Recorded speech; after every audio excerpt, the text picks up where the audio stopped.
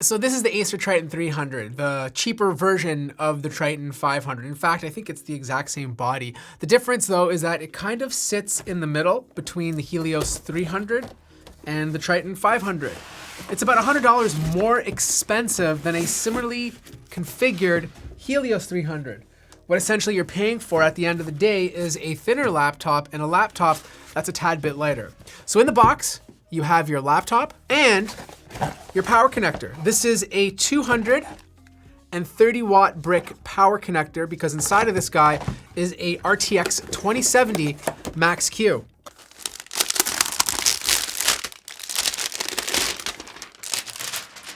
Now I think the best way to unbox this is to compare it to the Helios 300 because if you're looking at that laptop, you're probably looking at this since the price points are so similar.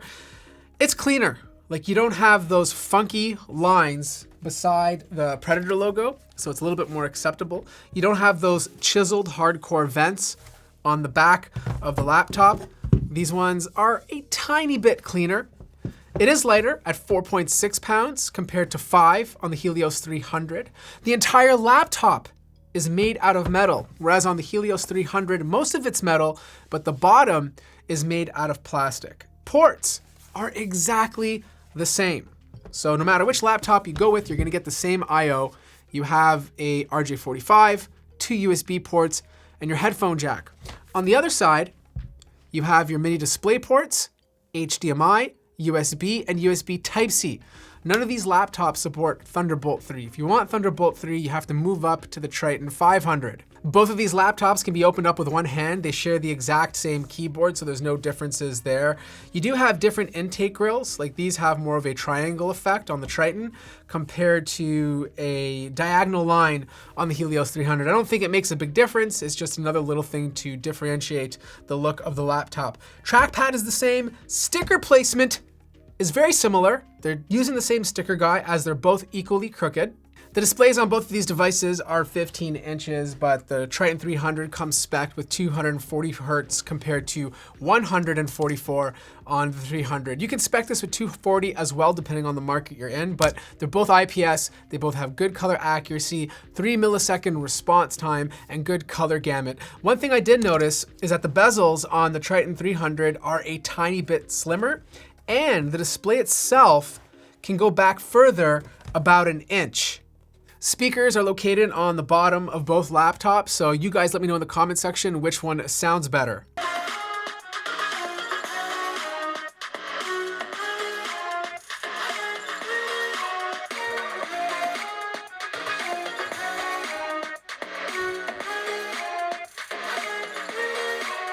Internally, everything is pretty much the same. You have 2 slots for RAM, upgradable of 32 gigabytes, the exact same cooling layout, same drive placement for the C drive, which is a NVMe SSD with pretty good read and write speeds, Wi-Fi 6 card, which is the killer 1650, same battery size at 58 watt hours. The only difference is the second storage option. On the Helios 300, you have a full-size 2.5-inch drive bay, whereas on the Triton 300, you have a second M2 NVMe drive.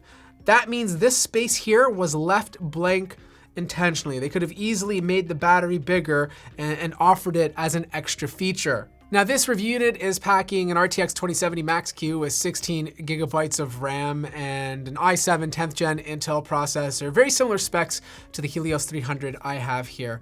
I mean, I'm expecting this thing to perform exactly the same as the Helios 300, considering they both share the exact same internals, which means I'm probably not going to review this laptop.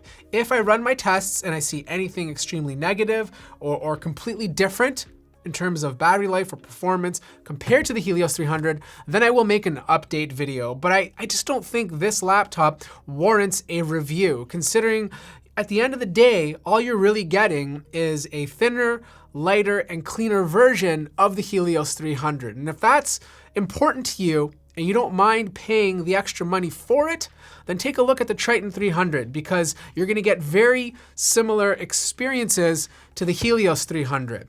So if you have any questions about either of these laptops, let me know in the comment section down below. There'll be links in the description if you want to check these laptops out. Like the video if you liked it, subscribe if you haven't already, and I'll see you guys in the next video.